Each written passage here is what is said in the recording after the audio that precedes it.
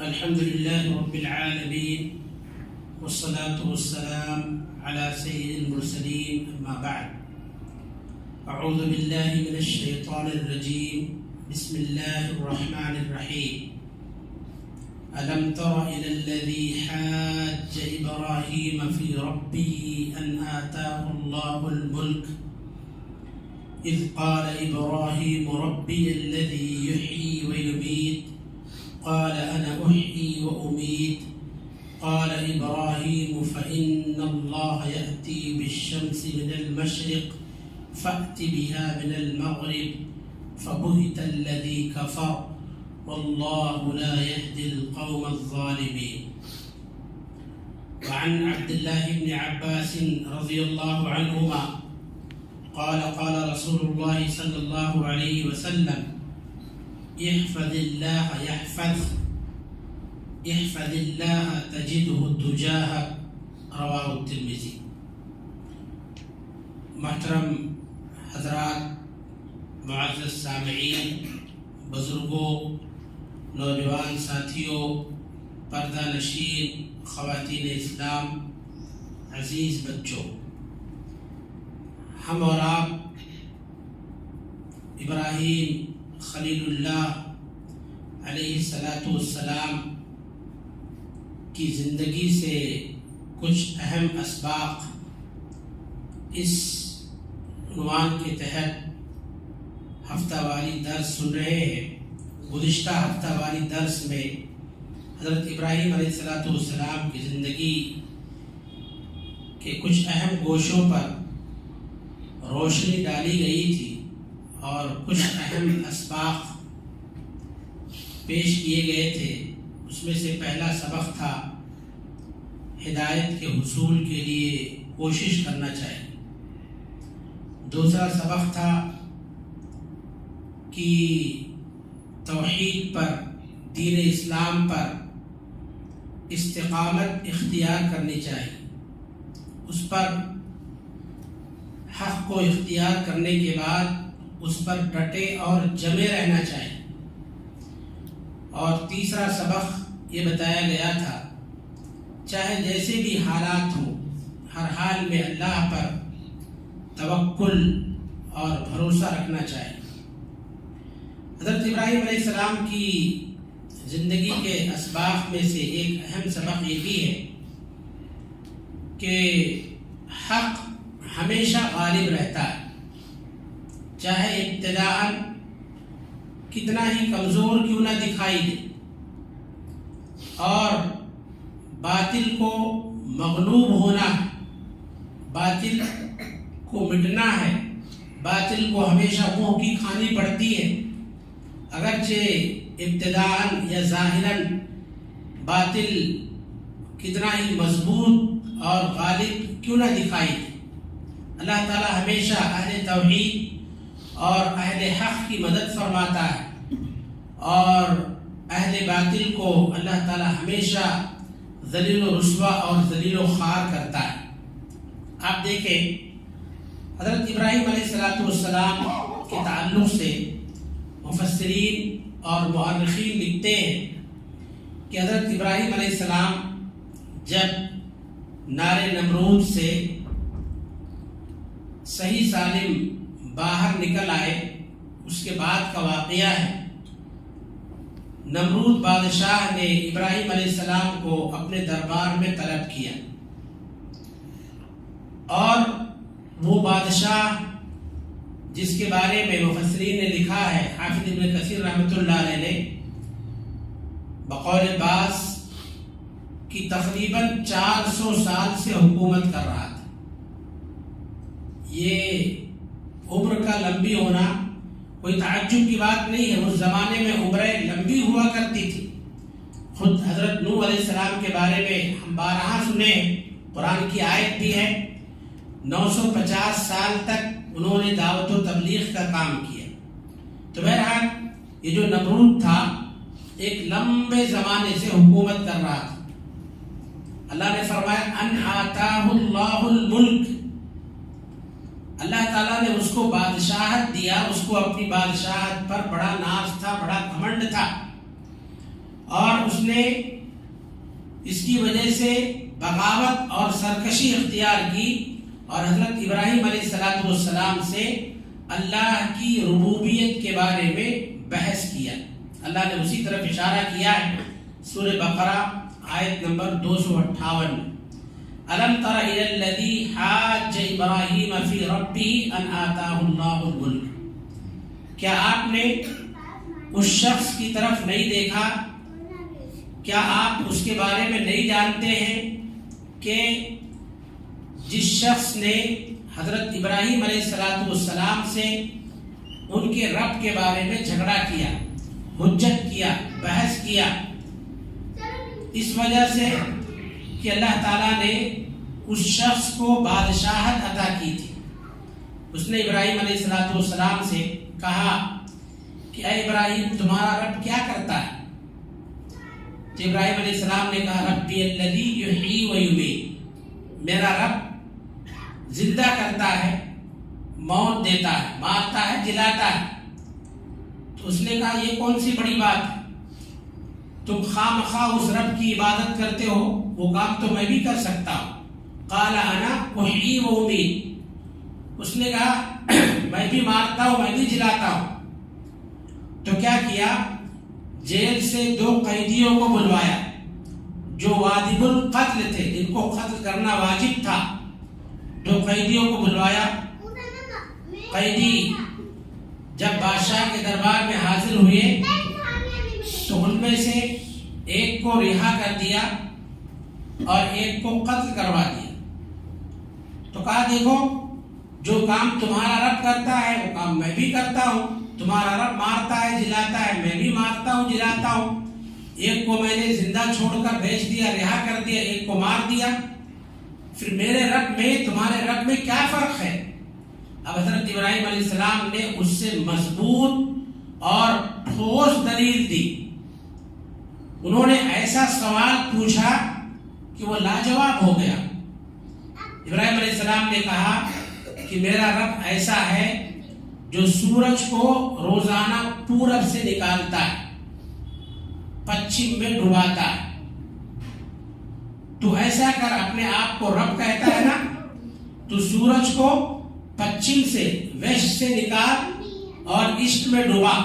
اللہ نے فرمایا فَبُهِتَ الَّذِي كَفَرَ، وہ کافر شخص نمرود جیسا جابر و ظالم بادشاہ لاجواب ہو گیا، مبہوت ہو گیا. ابراہیم علیہ السلام کے سوال کا اس سے کچھ جواب نہیں بن پڑا. اللہ نے فرمایا وَاللَّهُ لَا يَهْدِي الْقَوْمَ الْكَافِرِينَ، کافروں کو اللہ تعالیٰ ہدایت نہیں دیا کرتا. اس کو اپنی بادشاہت پر بڑا ناز تھا، بڑا گھمنڈ تھا، بڑا فخر تھا. مگر بادشاہت الگ چیز ہے اور علم ربانی الگ چیز ہے. ابراہیم علیہ السلام کو اللہ تعالیٰ نے جو اپنی جانب سے علم عطا فرمایا تھا، سمجھداری عطا فرمائی تھی، اللہ تعالیٰ نے ان کو جو حاضر جوابی عطا فرمائی تھی، فوراً تک کا تک جواب دینا، تک کا تک ایسا سوال کرنا کہ سامنے والا مسکت لاجواب ہو جائے اور ایک چپ 1000 چپ ہو جائے، یہ صلاحیت، یہ ایبلٹی اللہ تعالیٰ نے ابراہیم علیہ السلام کو عطا فرمائی تھی. تو اس کے سامنے اس کی بادشاہت کام نہیں آئی، اس کی طاقت کام نہیں آئی. کیوں کام نہیں آئی؟ وہ باطل پرست تھا. اور اللہ کا وعدہ ہے حق اور اہل حق کو اللہ تعالیٰ غلبہ عطا فرماتا ہے، باطل اور اہل باطل کو ہمیشہ منہ کی کھانی پڑتی ہے. اس نمرود بادشاہ کا بڑا عبرتناک اور بڑا بھیانک انجام بھی ہوا، جس کا مفسرین نے تذکرہ کیا ہے. مفسرین نے لکھا ہے کہ نمرود بادشاہ کو سمجھانے کے لیے انسانی شکل میں اللہ تعالیٰ نے فرشتے کو بھیجا. فرشتہ آیا اور اس کو توحید کی دعوت دیا، اللہ کی طرف بلایا، اللہ کی وحدانیت کی طرف بلایا. مگر نمرود نے ماننے سے انکار کر دیا.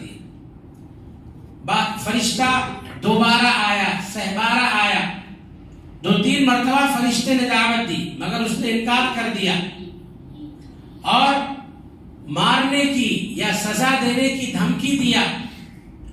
اس پر اللہ کے فرشتے نے کہا کہ اگر تو جنگ کا خواہاں ہے، جنگ کرنا چاہتا ہے تو ایسا کر، کل میدان میں اپنی فوج، اپنا لشکر لے کر آ جا، میں بھی اپنا لشکر تیار کر کے لاتا ہوں۔ اب سورج نکلنے کے قریب نمرود اپنی فوج لے کر میدان میں پہنچ گیا۔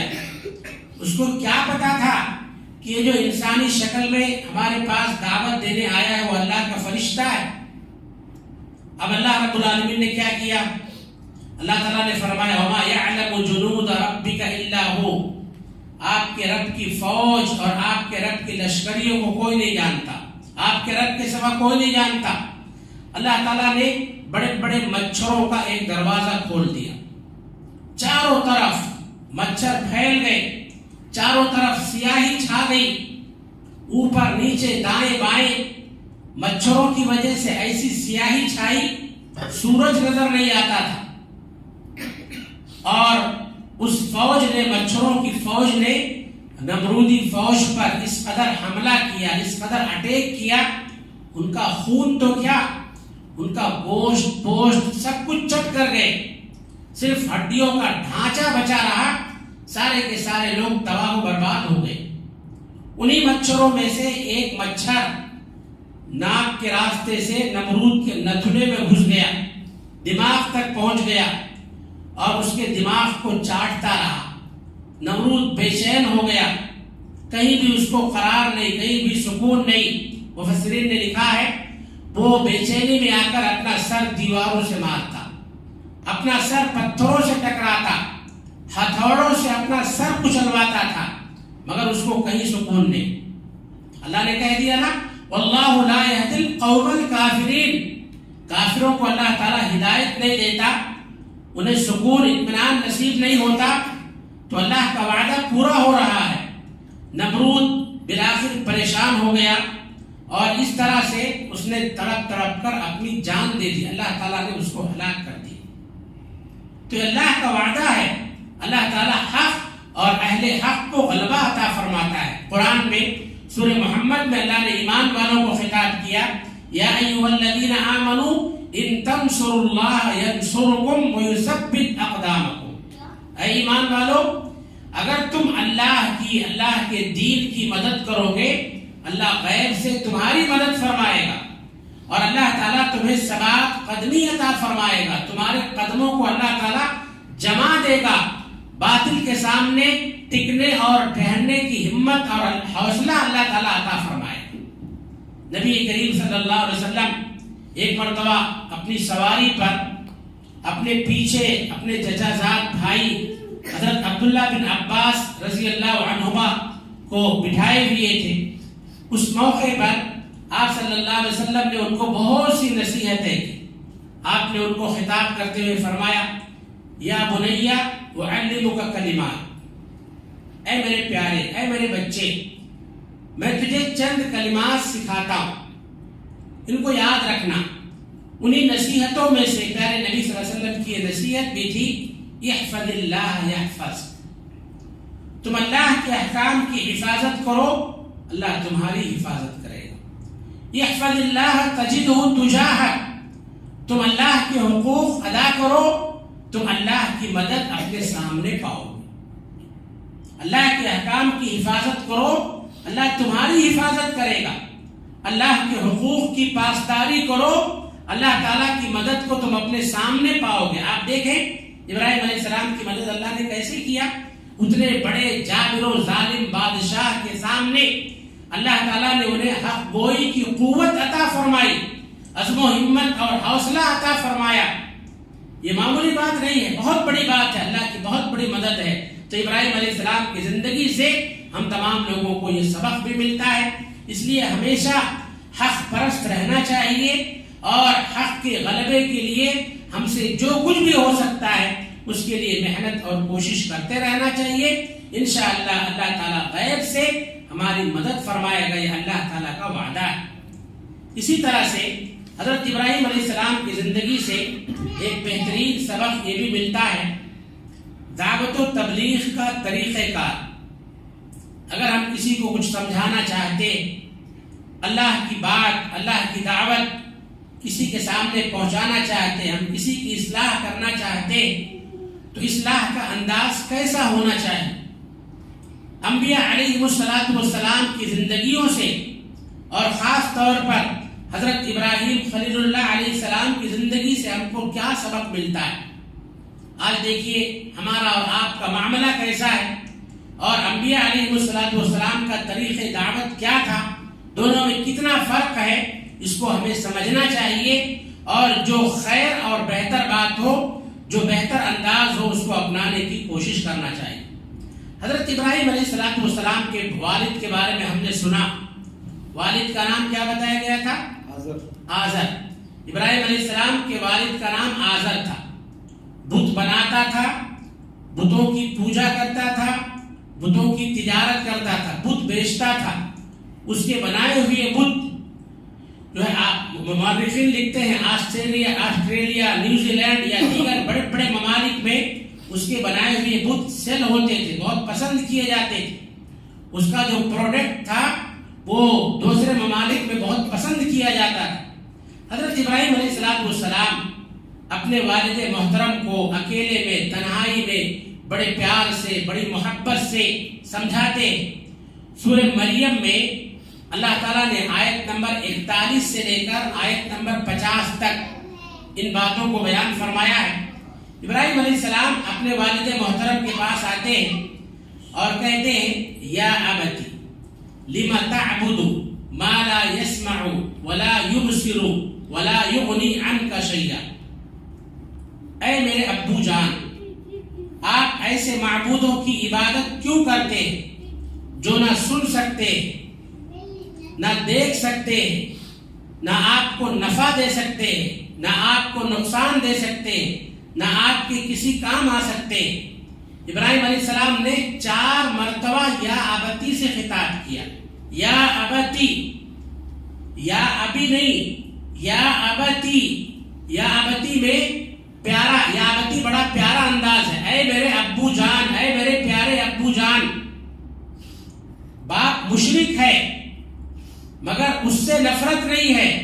دیکھیے ڈاکٹر جو ہوتا ہے، ڈاکٹر کو بیماری سے نفرت ہونی چاہیے، بیماروں سے نفرت نہیں ہونا چاہیے۔ اگر ڈاکٹر آدمی بیماروں سے نفرت کرنا شروع کر دے، ہٹاؤ ہٹاؤ اس کو، ہٹاؤ تو بڑا گندا ہے، ہٹاؤ ہٹاؤ یہ تو شوگر پیشنٹ ہے، اس کو ہٹاؤ ہمارے سامنے سے، بی پی کا مریض ہے، اس کو ہٹاؤ ہمارے سامنے سے، اس کی ہڈیاں ٹوٹی ہیں۔ اگر ڈاکٹر بیماروں سے نفرت کرنے لگے تو علاج کیا کرے گا؟ بیماروں سے نفرت نہیں ہوتی ہے، بیماری سے نفرت ہوتی ہے۔ ڈاکٹر بیماروں کا نہیں، بیماری کا علاج کرتا ہے۔ تو آپ دیکھیں حضرت ابراہیم علیہ السلام نے اپنے باپ، مشرک باپ سے نفرت نہیں کیا، بڑے پیارے انداز سے سمجھایا یا ابتی، اے میرے پیارے ابو جان، اور ان کو ہر طرح سے توحید کی بات بتائی، کہا میری بات مان لو، فاتبعنی اہدک صراطا سویا، میری بات مان لو، میں تمہیں سیدھا راستہ بتاؤں گا، میرے پاس اللہ کا علم موجود ہے، آپ میری بات مانو، شیطان کی پیروی مت کرو، ہر طرح سے سمجھایا۔ جو ہے ادب و احترام کے تقاضوں کو ملحوظ رکھتے ہوئے بڑے پیار بھرے انداز میں ابراہیم علیہ السلام نے توحید کی دعوت باپ کے سامنے رکھی۔ دیکھیے یہاں ایک بات معلوم ہوتی ہے کہ دعوت و تبلیغ کے لیے نرمی بہت ضروری ہے۔ آپ دیکھیں اللہ تعالیٰ نے حضرت موسیٰ اور حضرت ہارون علیہ السلام کو فرعون جیسے جابر و ظالم بادشاہ کے پاس جب بھیجا توحید کی دعوت دے کر، تو اللہ نے کیا تاکید کیا؟ فرعون کتنا بڑا ظالم ہے، کتنا بڑا پاپی ہے، ہزاروں بچوں کا قاتل ہے فرعون۔ ایسے شخص کے پاس اللہ کے 2 پیغمبر جا رہے ہیں، اللہ تعالیٰ کیا تاکید کر رہا ہے؟ اذهبا الى فرعون انه طغى، آپ دونوں فرعون کے پاس جائیے، وہ سرکش ہو گیا ہے، باغی ہو گیا ہے۔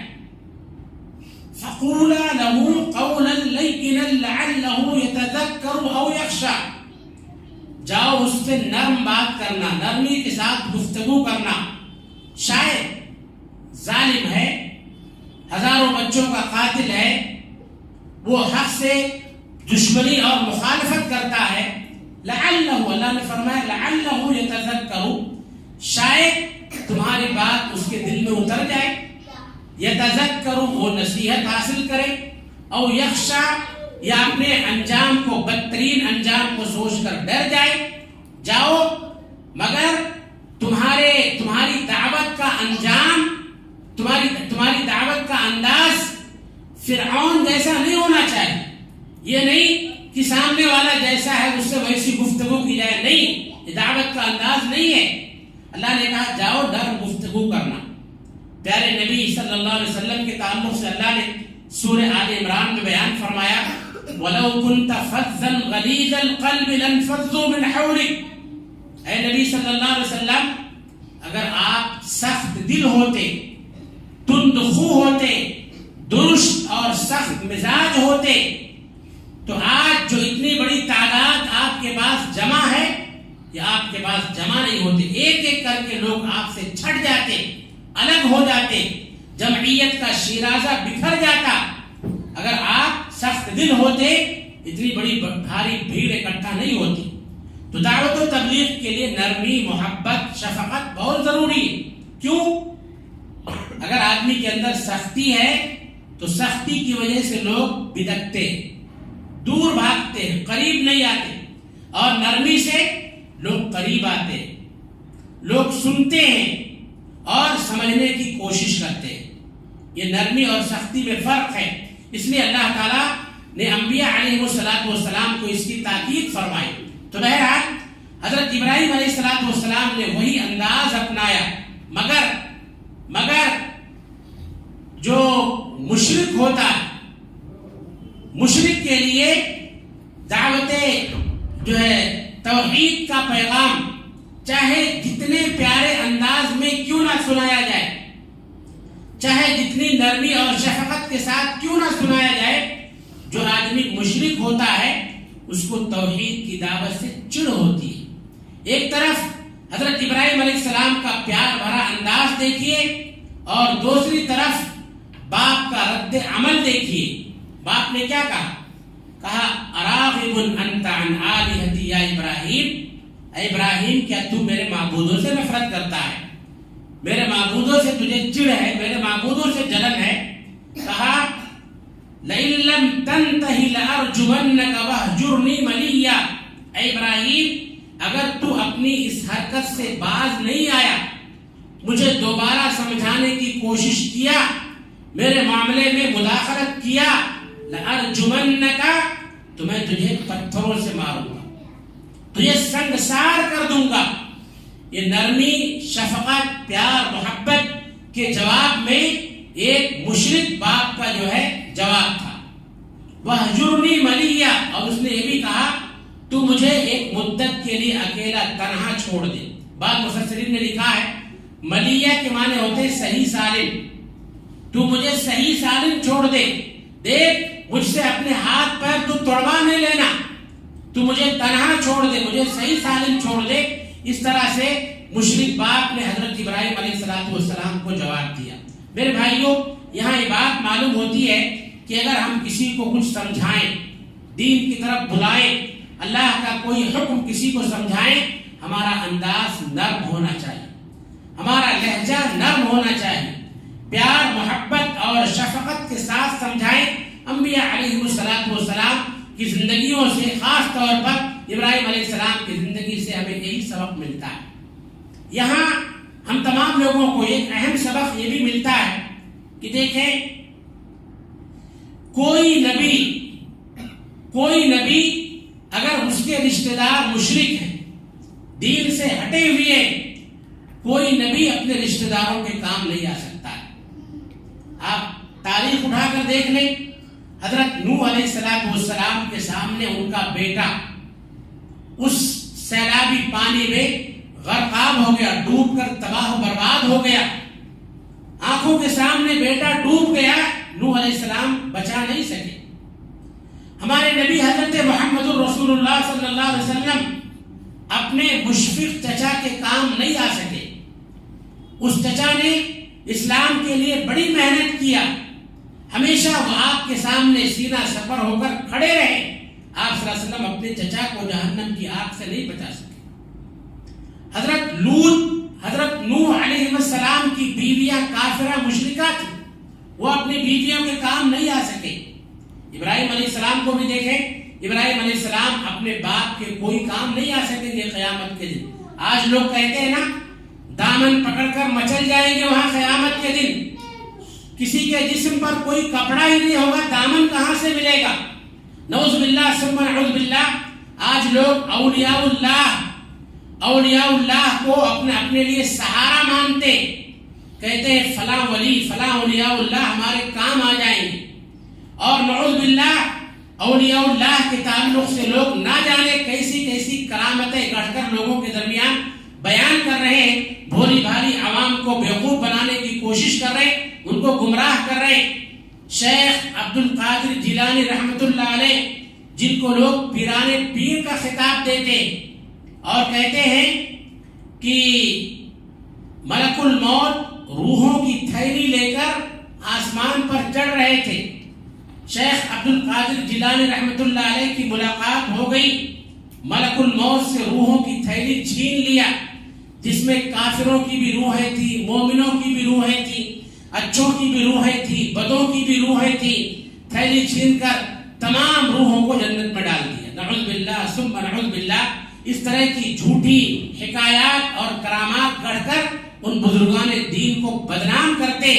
میرے بھائیوں، ابراہیم خلیل اللہ سے بڑا کوئی ولی ہو سکتا ہے، ان سے بڑا کوئی اللہ والا ہو سکتا ہے، ان سے بڑی کسی کی کرامت ہو سکتی ہے، مگر حضرت ابراہیم علیہ السلام اپنے والد کے کام نہیں آ سکتے۔ آپ حدیث سنیں، صحیح بخاری کی حدیث ہے، حدیث نمبر بھی میں آپ کو بتلا دے رہا ہوں تاکہ بات کو سمجھنے میں آسانی ہو۔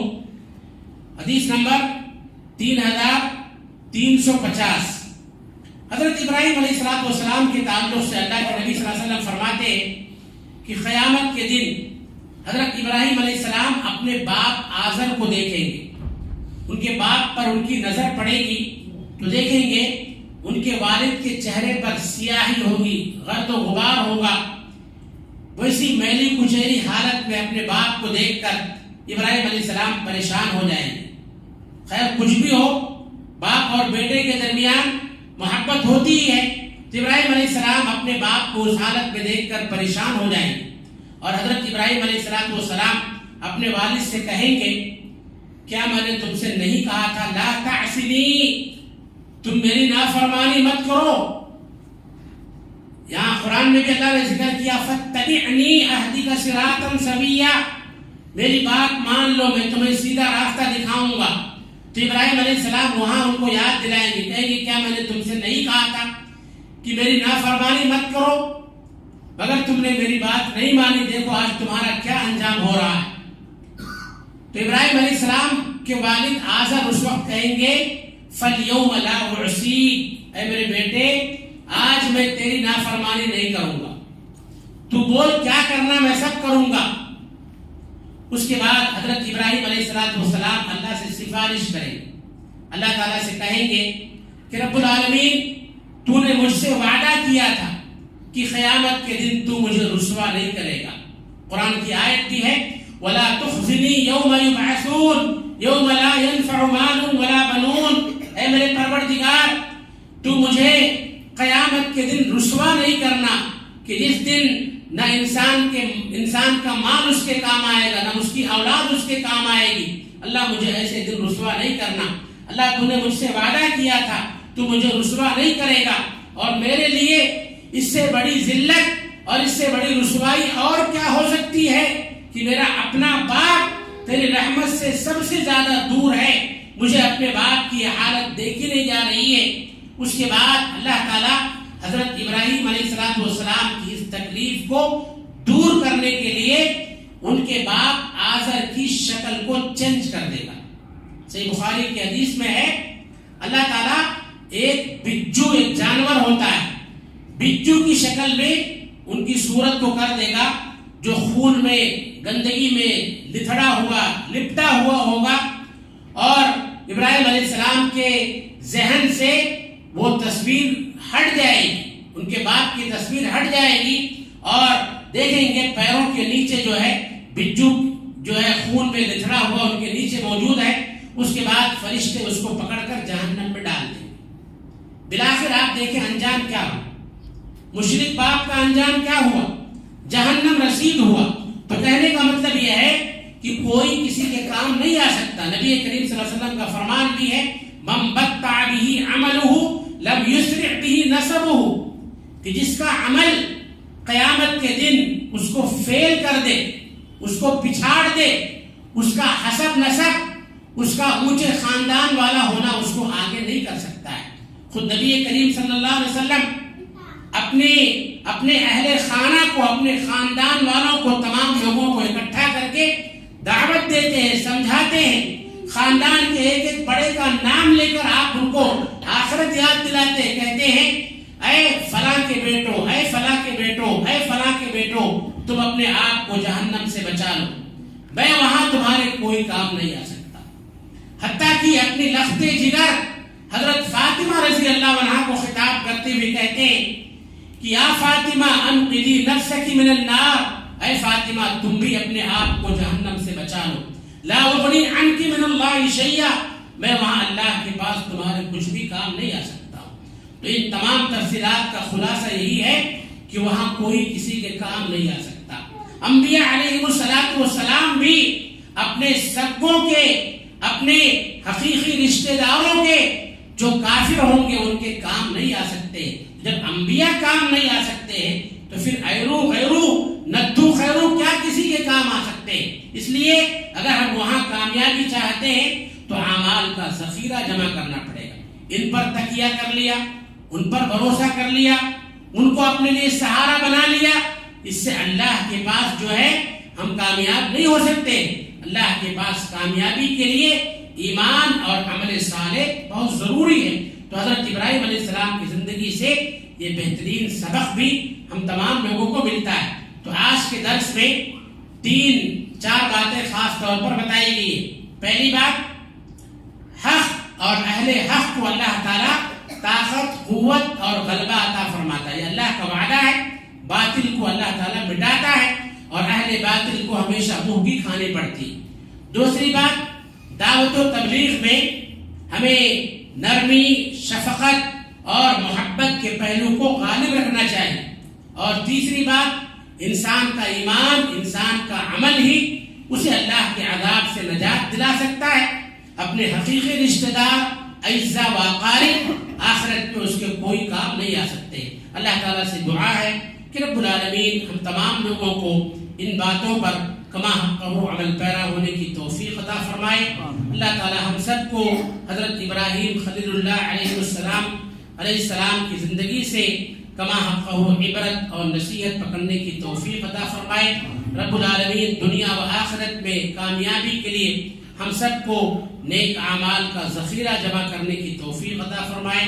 رب العالمین دنیا میں بھی ہر طرح کے فتنوں سے اور ہر طرح کے عذابوں سے اللہ تعالیٰ ہم تمام لوگوں کی حفاظت فرمائے، اور آخرت کے عذابوں سے بھی اللہ تعالیٰ ہم تمام لوگوں کی حفاظت فرمائے۔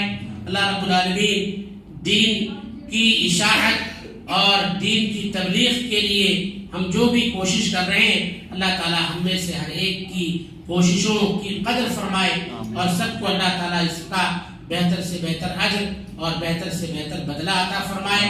اس مجلس کو اللہ تعالیٰ ہم سب کے لیے دنیا و آخرت میں نجات کا ذریعہ بنائے۔ اللہ تعالیٰ ہماری جائز مرادوں اور جائز تمناؤں کو پوری فرمائے۔ اللہ تعالیٰ ہمارے بچوں کو ہمارا مطیع و فرما بردار بنائے۔ چھوٹوں کے ساتھ شفقت اور محبت کا، بڑوں کے ساتھ اللہ تعالیٰ عزت وقار کا معاملہ کرنے کی توفیق عطا فرمائے۔ آمین ثم آمین۔ اقول قولی ھذا استغفر الله لي ولكم ولسائر المسلمين فاستغفروه انه هو الغفور الرحيم واخر دعوانا الحمد لله رب العالمين السلام عليكم ورحمة الله وبركاته۔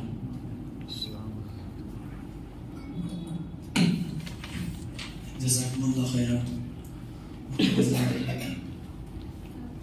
ہم سامعین شیخ کی خطابت سن رہے تھے۔ اللہ تبارک و تعالیٰ سے دعا ہے کہ اللہ تبارک و تعالیٰ ہمیں سننے اور سنانے سے زیادہ عمل کرنے کی توفیق عطا فرمائے، اور خاص طور پر ہمارے شیخ کے علم میں عالم مال میں خیر و برکت عطا فرمائے اور ہم سامعین کی بیٹھنے کو قبول فرمائے. یہیں سے مجلس کی اختتام ہوتی ہے. سبحانک اللہم و بحمدک اشہد ان لا الہ الا انت استغفرک و اتوب الیک.